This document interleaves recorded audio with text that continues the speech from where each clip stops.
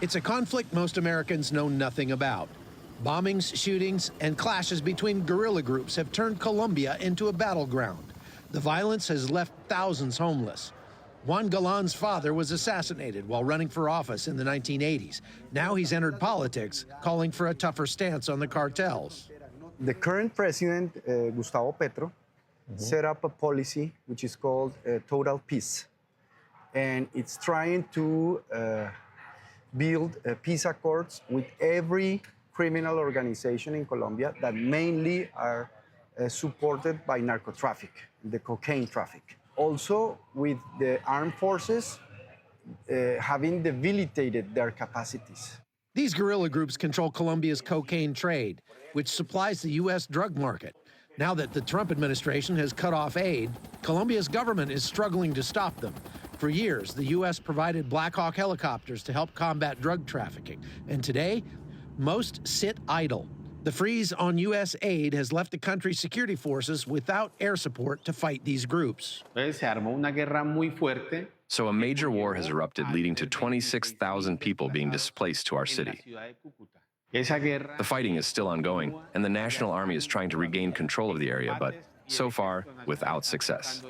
About a third of all of the overdose deaths in the United States come from cocaine, not fentanyl, and the vast majority of the cocaine comes from here in Colombia.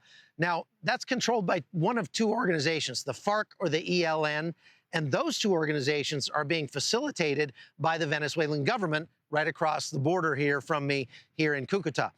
The Trump administration has designated 8 cartels across Latin America as foreign terrorist organizations. But what the people here who are being pushed out of their homes are saying is that the Trump administration needs to focus more on the government of Nicolas Maduro.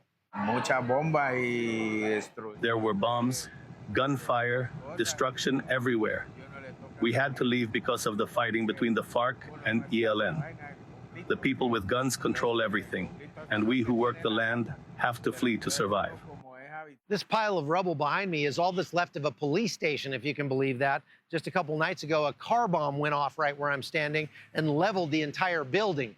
Fortunately, it was late at night and nobody was inside. But this is the kind of violence we're seeing in this area, and this is the reason why people are fleeing their homes.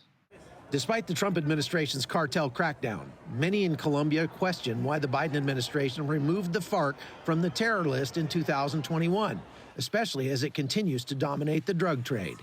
We need helicopters, and we need the cooperation and intelligence also, which is crucial. And now that President Trump has declared terrorists the narco traffickers, total peace policy is going to fail. But with the decision of Trump, it has already an additional blow. I